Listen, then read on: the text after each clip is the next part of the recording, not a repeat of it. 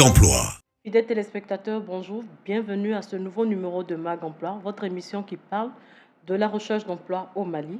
Aujourd'hui, nous allons aborder un nouveau thème. Nous allons parler de la négociation du salaire, comment il faut le faire. À cet effet, nous recevons sur notre plateau M. Mama Seyni Traoré. Bonjour monsieur. Bonjour madame. Bienvenue sur le plateau de Mag Emploi. Merci beaucoup. C'est un plaisir de vous avoir. Le plaisir est partagé. D'accord. Merci. Donc, nous ne pourrons commencer cette émission sans présenter notre invité du jour.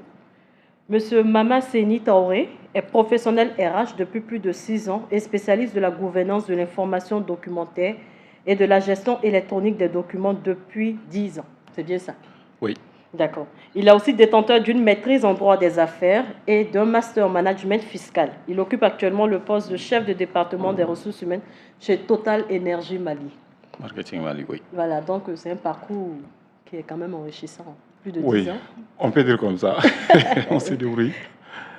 D'accord, donc je vous informe aussi que nous aurons aussi durant cette émission votre nouvelle rubrique qui s'est ajoutée à l'émission, l'instant Mali Bara, qui sera animée par Aïssata Keïta. Donc nous allons recevoir tout à l'heure. Pour l'heure, nous allons commencer par la discussion avec notre invité, M. Traoré. Donc, M. Traoré, Oui. comme je le disais tantôt aujourd'hui, nous allons parler essentiellement du salaire, de la négociation du salaire, comment est-ce qu'il faut faire. Je pense qu'il y a beaucoup de chercheurs d'emploi, il y a beaucoup de spécialistes aussi qui sont intéressés par ce sujet. Effectivement. Voilà, donc c'est pourquoi nous avons voulu faire cette émission. D'accord. Voilà, donc déjà, M. Traoré, c'est quoi le salaire? Bon, avant de définir d'abord les salaires, je vais quand même remercier Djoliba FM pour cette émission qui servent de prétoire aujourd'hui pour pas mal de demandeurs d'emploi. Donc, et d'avoir pensé à ma personne d'inviter sur ce plateau-là. Merci beaucoup. Merci à vous. Alors, le salaire, moi, je le définis comme l'ensemble des rémunérations et des prestations fournies par un employeur à ses salariés en rétribution des services fournis. C'est-à-dire, le salaire, c'est comme la contrepartie de la prestation fournie par les salariés à l'entreprise ou à l'organisation. D'accord. Voilà. Merci. Merci. Et comme nous allons parler du thème aujourd'hui, le thème même c'est la négociation du salaire. Donc avant même d'aller dans le vif du sujet, on veut aussi savoir c'est quoi la négociation du salaire? La négociation, déjà de manière générale, la négociation c'est le préliminaire pour chaque accord. Donc si nous prenons sous l'angle du salaire, la négociation du salaire c'est comme le fait pour l'employeur et le salarié, c'est-à-dire le candidat et son futur employeur, d'entamer des discussions ou des échanges en vue d'obtenir ou de se mettre d'accord sur la rémunération qui va être octroyée aux salariés. D'accord. Voilà. Ok. Maintenant, la négociation intervient à quelle étape du processus de recrutement? La négociation du salaire, c'est depuis la phase de présélection, c'est-à-dire depuis la phase des entretiens. D'accord. Puisque rarement on ne clôture un entretien sans demander les intentions ou les prétentions salariales du candidat. Ok. Donc, c'est très important, surtout pour le futur employeur, de savoir quelles sont les intentions du candidat en matière de salaire. D'accord. Voilà. Mais comment est-ce qu'il faut répondre à la question du salaire lors de l'entretien d'embauche? De répondre à la question du salaire. Ou bien quel argument, quel argument peut-on avancer pour négocier son salaire? Déjà, pour bien négocier le salaire, c'est une question cruciale dans les contrats. Comme on le dit chez nous, l'argent, c'est le nerf de la guerre. Hein. Donc, il est très important pour les candidats de vraiment réunir certaines informations, surtout sur l'entreprise, sur sa situation personnelle, c'est-à-dire connaître ses charges réelles avant de se prononcer sur sur une prétention. Ok, voilà. Ok, d'accord. Mais maintenant, est-ce qu'il y a une possibilité pour un candidat à la recherche d'emploi qui, dès le départ, a mal négocié son salaire? Est-ce qu'il y a une possibilité pour lui de renégocier son salaire? Si oui, quels sont les arguments qu'il doit avancer pour pouvoir avoir un gain de cause dans cette négociation-là? Bon, la renégociation par un candidat après avoir accepté, c'est un peu compliqué, souvent. C'est compliqué. C'est pourquoi il est très important d'abord de ne pas se précipiter, d'accepter l'offre d'embauche. C'est important de connaître d'abord, comme je viens de souligner, sa situation personnelle d'abord. Connaître la santé financière de l'entreprise, c'est très important. Et évaluer déjà ce que vous-même vous voulez sur le marché de l'emploi.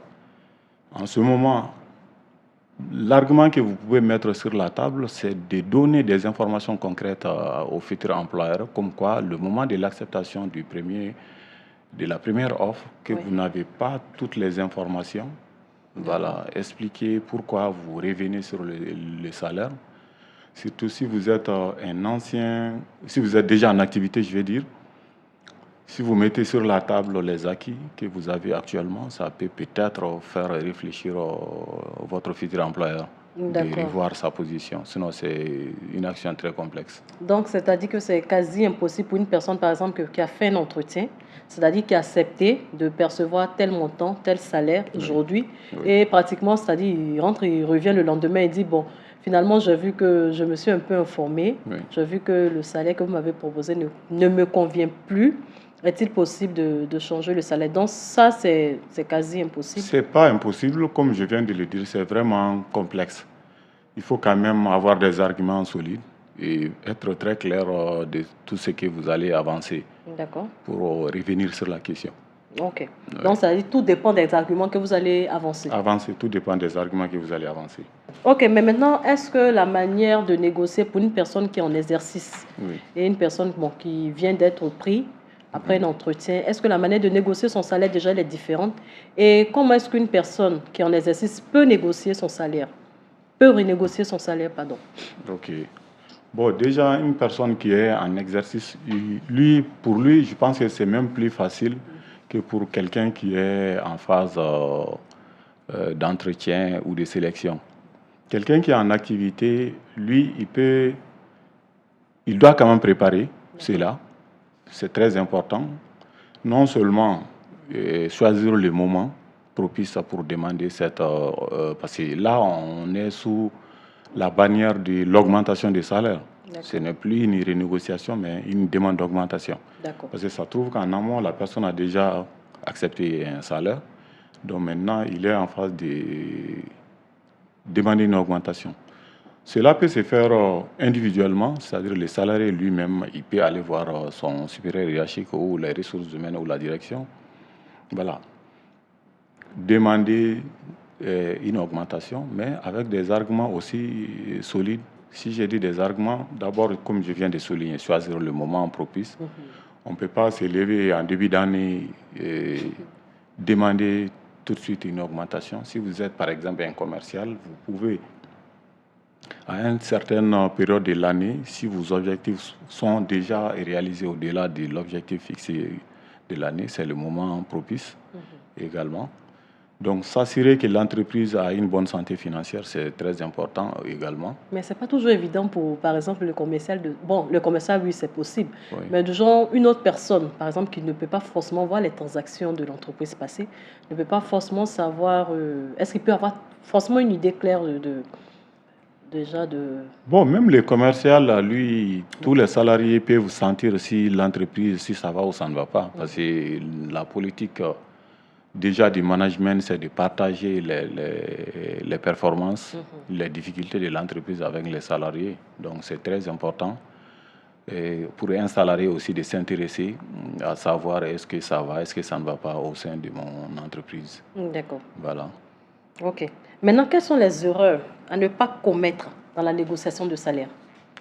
Bon, les erreurs quand même à ne pas commettre, d'abord, si on les prend chez les candidats, déjà, moi, je dirais que c'est de ne pas faire une proposition, c'est-à-dire une prétention. C'est-à-dire à l'entretien, si on te demande quelles sont vos prétentions salariales, vous dites, ah, bon, moi, je me conformerai à ce que vous me donnez. Bon, très souvent, si vous êtes à votre première expérience et que vous savez que c'est une entreprise mieux structurée, vous pouvez vous conformer à la grille salariale. Ça peut passer si l'entreprise est mieux structurée. Sinon, il faut toujours proposer quelque chose. D'accord. Ça, c'est un. De ne pas proposer, c'est vraiment une erreur. Il faut toujours proposer quelque chose. Également, ne pas donner des chiffres erronés. Ok. C'est-à-dire dire que voilà, bluffer sur des données ou mentir sur des données de vos précédents employeurs, par exemple. Au Mali, on se connaît tous, donc on peut avoir des informations de gauche à droite pour savoir si vous avez réellement dit la vérité ou pas.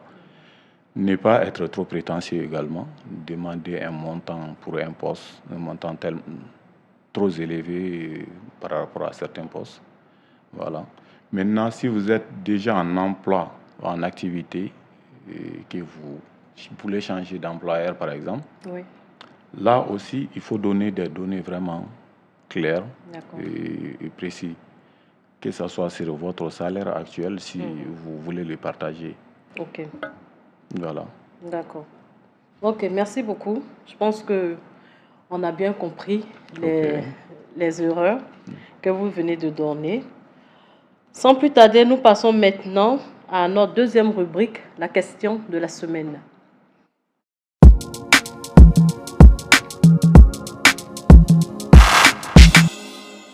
Ok, Monsieur Traoré, la question de la semaine.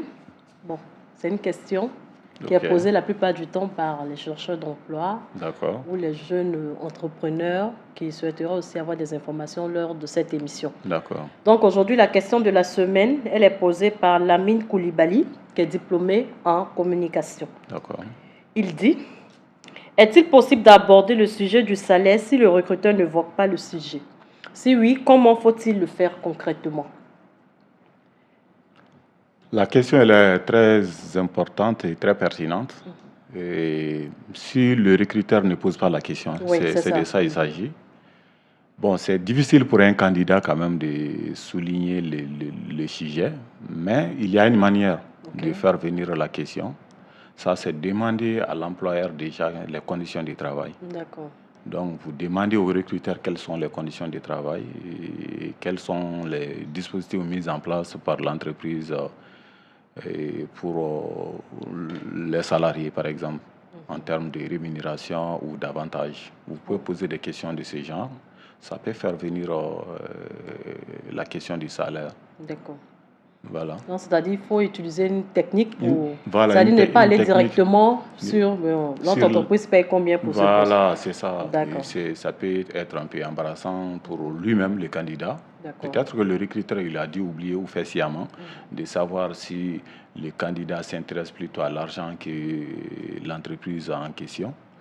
Mais en posant des questions, de s'intéresser à la condition de travail et aux différents avantages ou dispositifs mis en place pour le bien-être des salariés ou la motivation, la question peut être remise sur la table. Ok. Oui. Mais on constate que très souvent dans les entretiens, lors des entretiens d'embauche, pratiquement à la fin, le recruteur donne la possibilité aux chercheurs d'emploi soit de poser des questions et tout. Est-ce que lors de ces questions-là, le candidat ne peut pas poser directement la question du salaire?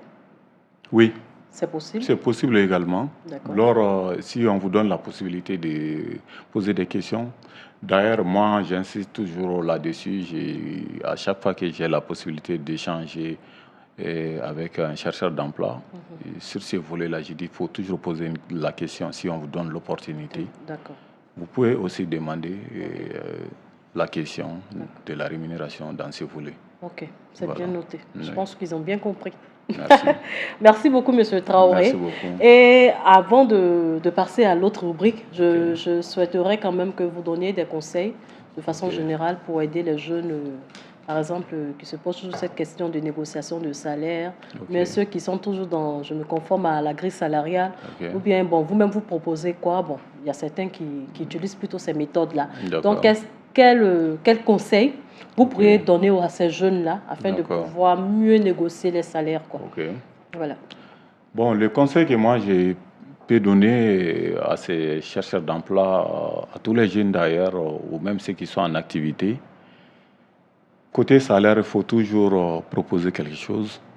Surtout si vous êtes en activité, si vous n'êtes pas à votre première expérience, c'est très important d'évaluer d'abord votre vie privée, c'est-à-dire savoir ses charges personnelles. Donc, si vous avez une idée combien mon transport me coûte, mon loyer et tout ça, donc vous avez une idée du salaire minimum dont vous aurez besoin pour pouvoir être tranquille et bien travailler. Maintenant, en termes de proposition de la prétention salariale comme technique, moi, je conseille de donner toujours 3 niveaux de salaire de prétention. C'est-à-dire un salaire minimum, ça c'est par rapport à votre vie personnelle. Au-dessous duquel vous ne pourrez pas tenir. Ensuite, proposer un salaire qui va avec le marché de l'emploi, voilà, de votre poste. Et peut-être un maximum, voilà, souhaitable, quoi. Dans le but de quand même avoir peut-être le juste milieu, quoi. Voilà, le juste milieu. Ok, c'est bien noté. D'accord, merci beaucoup pour vos conseils.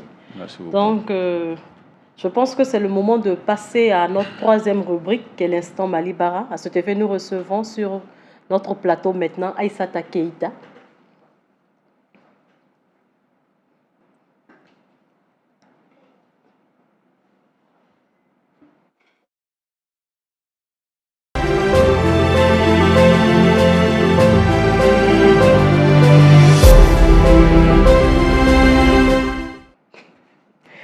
Donc, bonjour Aïssata. Bonjour Sandrine. Donc, c'est un plaisir de te recevoir encore une fois de plus pour pouvoir parler d'un autre sujet de l'instant Malibara. Merci. Avant même de rentrer dans le vif du sujet, pourquoi tu es là, j'aimerais que tu te présentes aussi aux téléspectateurs. Voilà. D'accord. Moi, je suis Keïta Aïssata. Je suis la chroniqueuse pour la nouvelle rubrique dénommée Instant Malibara. D'accord. Donc, aujourd'hui, tu nous parleras de quoi? Alors, aujourd'hui, je vais vous parler de comment mieux organiser sa recherche d'emploi. Un thème assez pertinent quand même. Alors, j'ai quelques points. Comme premier point, faire le point sur ce que vous cherchez réellement. Vous devez tout d'abord avoir une idée claire des types de postes qui vous intéressent pour ne pas vous perdre dans votre recherche d'emploi. Deuxième point, fixer des objectifs. Il est important de vous fixer des objectifs dans votre recherche d'emploi. Il peut s'agir du nombre de candidatures que vous souhaiterez envoyer par jour ou encore du temps que vous décidez de consacrer à votre recherche journalière. Troisième point, identifier les bons endroits où se trouvent les offres. Là, il s'agit des sources d'offres d'emploi qui sont entre autres les sites d'offres d'emploi comme www.malibara.com, les cabinets de recrutement ou encore les réseaux sociaux professionnels. Le second point, constituer un tableau de suivi des candidatures. Pour éviter de se perdre dans votre recherche d'emploi, il est conseillé de constituer un tableau de suivi de vos candidatures envoyées.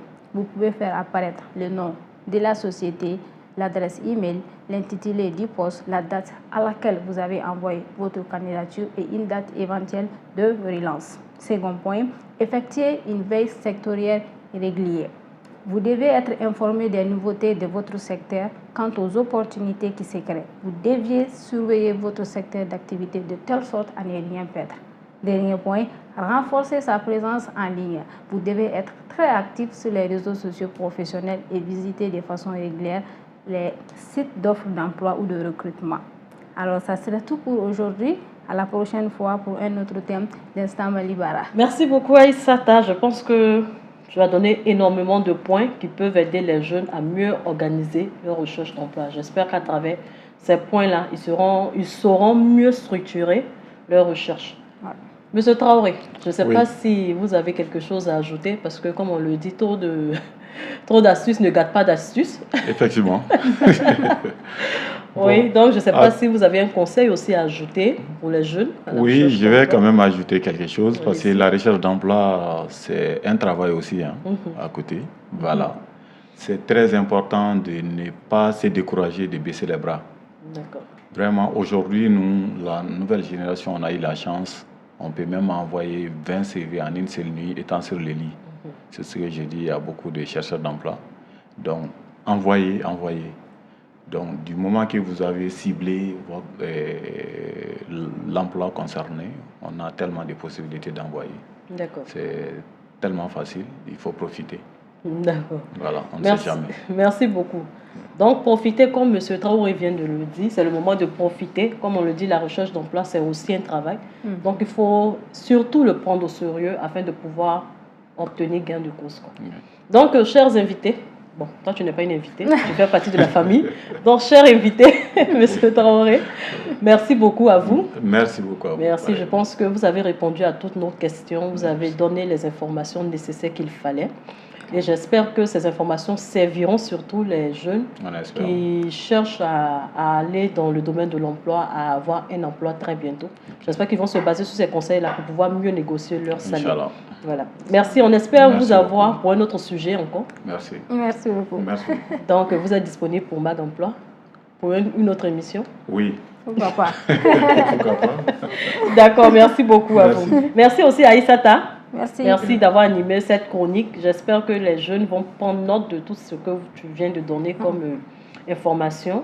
Et j'espère que ça va vraiment les aider dans leur recherche d'emploi. Bien sûr. Merci. Merci. Je te retrouverai la semaine prochaine pour parler d'une autre chronique. Inch'Allah. Voilà.